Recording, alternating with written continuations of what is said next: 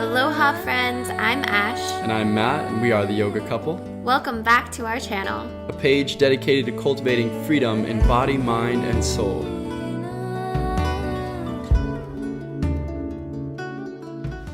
All right, welcome back. My name is Matthew from the Yoga Couple, and today I want to continue the discussion we've been having kind of on all of it, right? Like the mind and consequence, and last time we talked about judgment and sin. And I want to take this a little further into another really common thing that we find ourselves getting into, which is self-sabotage. And a lot of us, we get caught up in these behaviors or these thoughts that seem to keep working against us, right? And, we refer to this as self-sabotaging behavior or thinking, right? Like we're always wondering, why am I stuck thinking this? Or why do I keep creating these emotions? Or why can I not help it but draw attention to myself in a negative way? Or when things are going so smooth with your spouse or your partner, and you can't help but just nag or say that one little thing that you just can't help it, even though it's probably going to spark this entire battle. So how do we become aware of that? And the first thing is just to start to consider what we've already noted. And that is first to have compassion and realize that there's so much going on beyond our control. Like we've said, there's so much neurochemistry going on. There's behaviors of bodily programming and thinking programming from our parents and our genetics. There's our influences that are around us. And so first, we kind of always are going to go back to that. That's why we started talking about that. If you haven't watched the video on that, a really big discourse on it was we are not the thinker, the most important thing we can realize. Another one is when we talked about pornography, we actually talked a lot about the neurochemistry of what's going on in our brains with any type of addiction, which can be to thoughts and emotions. It can be to, it doesn't just have to be addictions to drugs. It can be addictions to what we maybe didn't realize, which is emotions. Emotions are essentially a drug as well. All right, so by understanding that first and foremost, it helps us to start to have compassion. The reason why I talk about this all the time, and the reason why we talked about how innocent we are in the last video on judgment and sin, is because maintaining a sense of innocence or understanding a sense of innocence is absolutely essential. We cannot move forward without that as the foundation.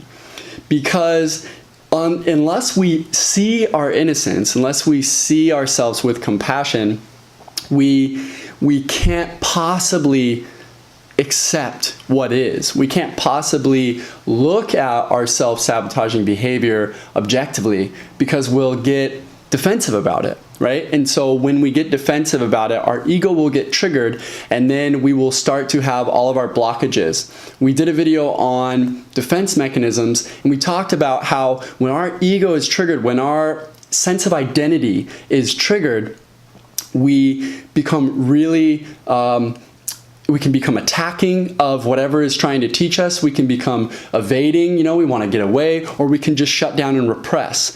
So if we are getting triggered, then we won't make any progress. So you have to see yourself with innocence and compassion first, or else we can never stop self-sabotage. In a sense, not seeing yourself as innocent is the ultimate self-sabotage. So okay, so we see that judgment, we talked about last time how judgment is an illusion. It is not actually true because everything is too interconnected. Everything is interconnected. So you can't possibly judge something without judging yourself. And so when we judge others, we're actually judging ourselves. And so when other people's opinions are projected out into the world, they're actually just projecting themselves. So if we can see it this way, we now can replace the concept of judgment with consequence. We talked about last time how consequence is everything is connected. So therefore, when you make a choice, there will always be a ripple effect back to you. Whether that is positive or negative is based on the program and thought frequency that we are tuned into. So if we do something out of love, we are projecting to the world that we are love, and then that love comes back. So as I am love, love is given to me in its own ways. And it could be months from now, it could be years from now, it could be in 10 seconds, like when I'm done with this video, something could happen that's like so sweet. You know what I'm saying? So that ripple effect will always come back to us. Now, why we're talking about this with self-sabotage is because this is our foundation. You have to have a foundation before you can look at self-sabotage objectively. And so here's the biggest things. Why do we self-sabotage? We self-sabotage because we don't understand what we just talked about, okay? We hold ourselves accountable to our own judgments. That's what's crazy. So there's a really good line from The Shack. I don't know if this was in the book or if it was just in the movie, but this is an awesome, amazing, really powerful movie and book about God. It's Christian based, but man, there's some amazing one-liners in there. Incredible truths about our relationship to God and just a relationship with life in general.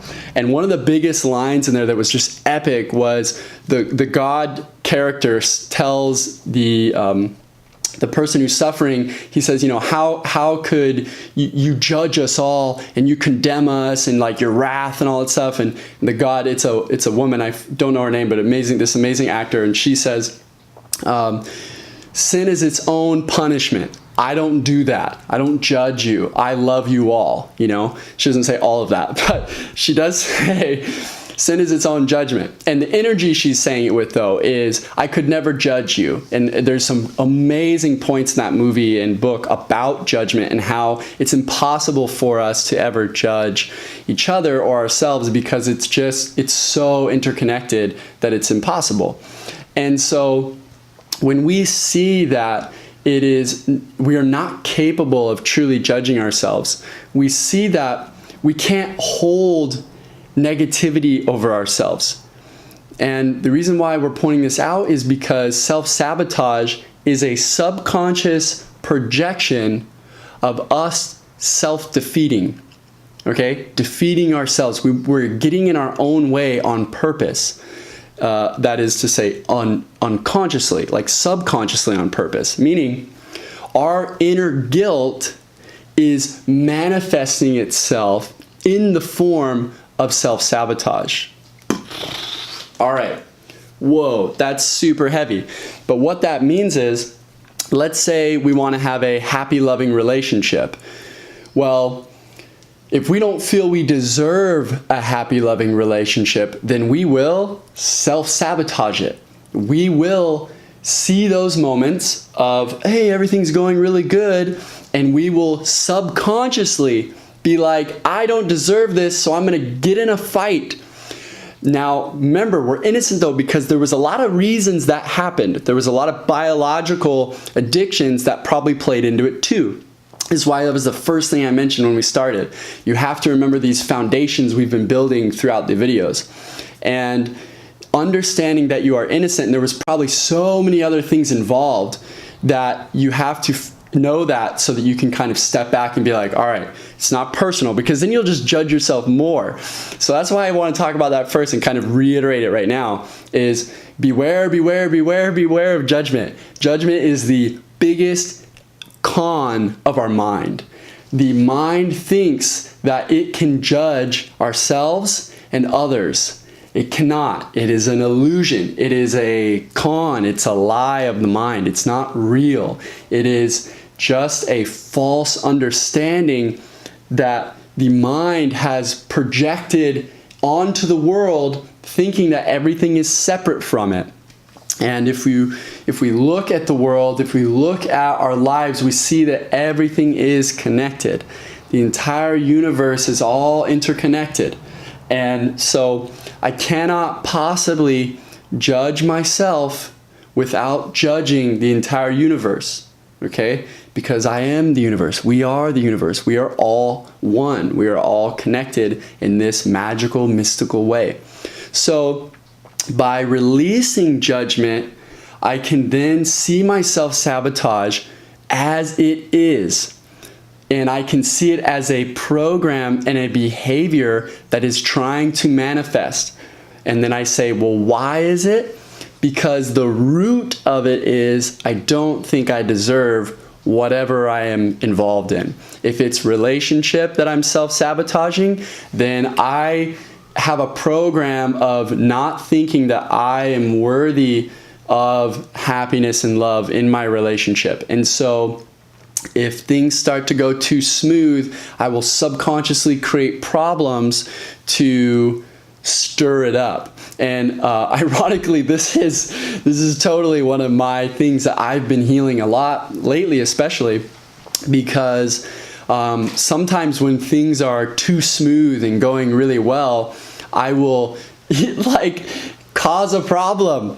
I will get mad about something so silly, and Ashley will be like, come on, like, can't we just be like happy? There's no actual problem. There's nothing wrong. That's why we talked about that the other day. Like, for me, my biggest mantra is there's nothing wrong. There's no problems, because that is how I'm replacing my own self-sabotaging behavior. For me, it's problem creating. I self-sabotage by creating problems. And essentially most of us do in one form or another. We're creating a problem that doesn't really exist. We are just making it a problem. If the dishes are dirty and there's chores that need to be done, that just is what it is. But my self-sabotage will blow it out of proportion and blame it on like my spouse or blame it on something and be like, this shouldn't be this way. And then I create a problem that didn't need to exist. All right, now it can be career. You could be self-sabotaging in career, something about our self-worth. We might not think that we have enough self-worth to be treated how we want to be treated at work, to be seen how we want to be seen at work, to get the promotion that maybe we are wanting, to,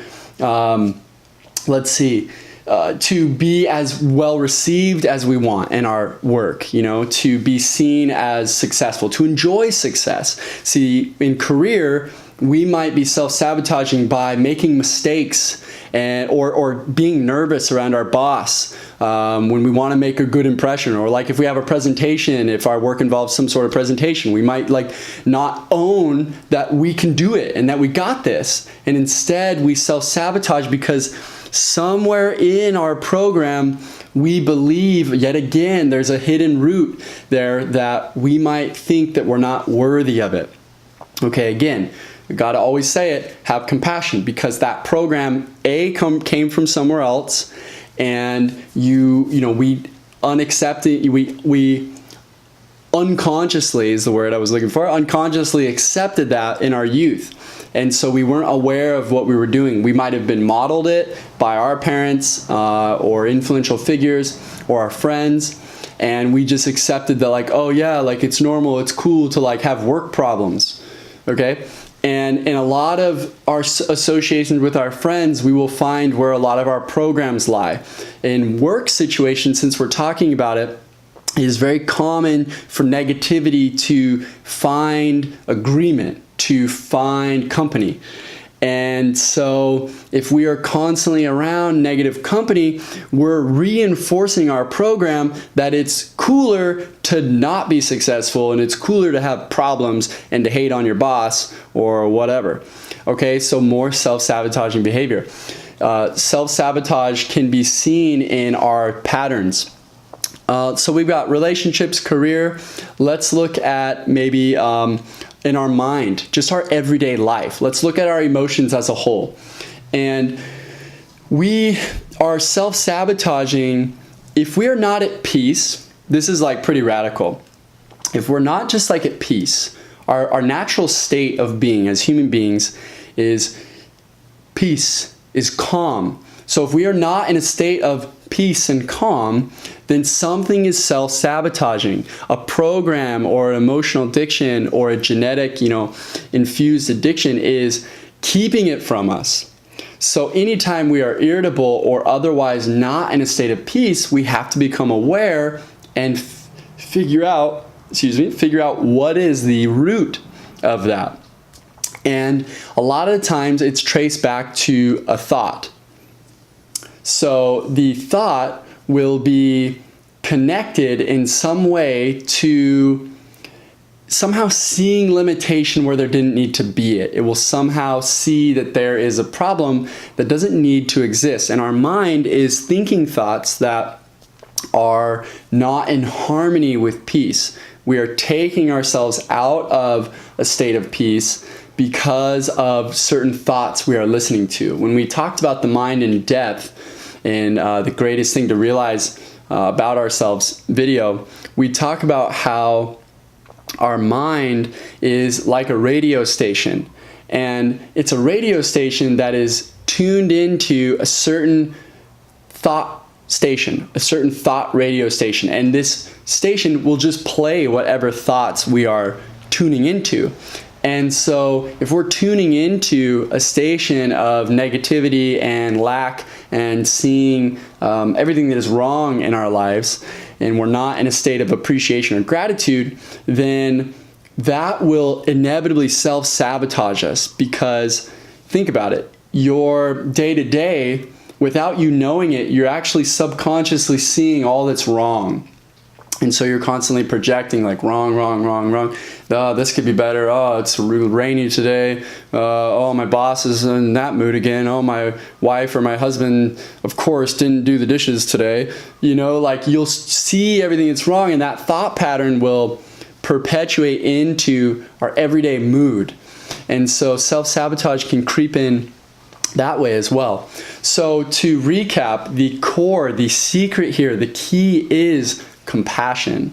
We have to have compassion for ourselves and see that we are innocent. If you want to review this in more in depth, we covered it in the last video on judgment and sin in a lot more detail. And just in a nutshell, the point is that we cannot judge ourselves because everything is so interconnected. And so it's really a con of the mind to believe in judgment. We can replace it, however, though, with consequence. And so if everything is consequence, then as I am thinking, as I am being, I am receiving. And so my state of being is, in a sense, attracting and creating my experience. It is governing and subconsciously aligning my experience at all times. And so when it comes to self-sabotage, we must go to the root. And the root is somewhere in there regarding not being worthy, having a faulty program, thinking that this is normal, thinking that we're not good enough, thinking that we're not loved, or otherwise, somehow kind of degrading ourselves one way or another. So find the root, heal it with compassion. Now remember, you can't even find the root unless you're compassionate in the first place and see that you're innocent. Because like we said, if we don't understand that we're innocent first and foremost, we will get triggered.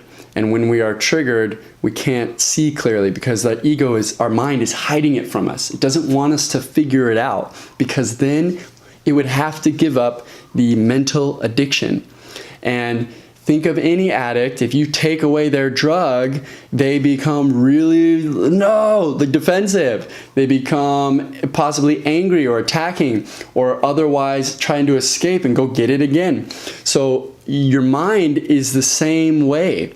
Our mind has these addictions to thoughts, and we might not realize it until we try to unplug them, until we try to change them. And one thing to consider is that all these addictions are sometimes really deep and sometimes like not a big deal. And we all have different ranges of what is our big trigger.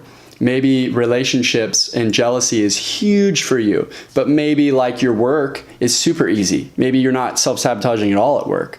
So you look for the root by finding the sensitive spot, and then look at yourself first and foremost with innocence and compassion before you start, so that then you can start digging around into your psyche and starting to ask yourself, why do I do that? Why do I think that? And be really honest, and the answer will come to you. It will be revealed if you are open to receiving it.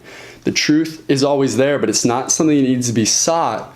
It's something that is received. It's like a radio station, like we said, you turn the dial to the truth and then the truth just comes. It's more of like a download experience. So by removing the defense mechanism and seeing ourselves with compassion, the truth of the root of our self-sabotage can come forth. And then we become really present.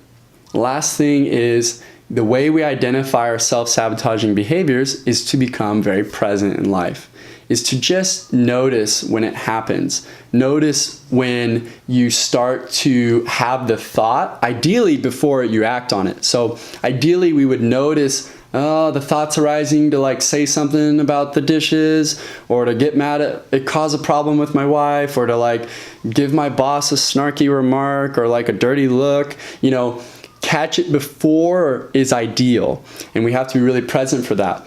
But if we don't catch it there, start to catch it as it's happening and stop yourself. Whoa, whoa, whoa. Okay, I'm sorry. Whew. And just own it. Be like, you know, I don't mean this. I don't mean that. I'm going through. I'm just noticing this, you know, for the first time, and then change it. You know, whatever the situation is. Let's say it's like the fight with the spouse. Just call it out. They're not going to care. In fact, they're going to be stoked and you're going to be so happy because you're having this epiphany. And just be like, whoa, whoa, whoa. Whew. Take a big deep breath. Wow, I was just getting so irritated, but it's really not that big of a deal. The dishes are dirty and I will clean them, and I love you and there doesn't need to be a problem. I'm so sorry. My mind was trying to create a problem. You know, I'm doing this inner work right now and I'm really becoming aware of how interesting my patterns are. And you can create this inner dialogue. If you can't say it with the person, like for example, it might be a little weird to say that type of thing to your boss. Hey, you know, I was just like having this moment where I kind of wanted to, you know, really diss on you and thought you were a moron. And like, that's obviously not a good idea. So it can be an inner dialogue though. This is the inner work after all. So the inner dialogue is to notice it and be like, whoa, I just gave my boss a dirty look. Why did I do that? Why do I want to make myself have more trouble at work than I really need, right? And so catch yourself in the moment by becoming present, either before, ideally, or even during. And if you still didn't get it till during, still practice becoming aware after, and maybe even mentally going back and reliving the experience the way you would have liked to have acted, the way you would have liked to have responded, because then you will start reprogramming the brain. Because remember, the brain does not know the difference between imagination and reality. So you have three kind of options: before the event, during the event, or after the event. It could be weeks or months ago. Go back and dig into it. Maybe it's something you did at work like last year that you still carry with you. If we don't cleanse that guilt, if we don't cleanse the self-sabotaging experience, then we will carry it with us all the time. And our mind will use it as a form of judgment. Because it's being used as a form of judgment, it is fuel for self-sabotage. That's the irony. So it's so cool. It's so cool when you start to really see this and you start to notice it in your life. So I challenge you to become present. It helps to take inventory first. Take inventory and start making note of what is your self-sabotaging behavior, because then it'll make it that much easier when it happens. So start with that. Take inventory. What are my biggest self-sabotaging things? Like for me, I know that it's problem causing with my wife. If things are going too good for too long, I cause a problem. It's like, why the world do I do that? It's so silly. Okay, so then I can start to look at it. Find what your trigger is. Find what it is, and then that way you can start to heal it. Maybe start thinking about old experiences and relive them and heal them. Change them in your mind. How would I like to act? And then, of course, practice in the moment by being present. Present, present, present. It's all about being present in the moment and noticing what your mind is doing. Remember, you're not the thinker. Thoughts are downloads. They are radio stations that you are tuning into. They're not personal. They're not necessarily real. A lot of it is based on genetics and biology and neurochemistry and programs from other people. So be aware of what's happening and be like, I don't have to technically listen to this. I can choose something else. And we only can choose and have power of freedom of choice by being present. Namaste, guys.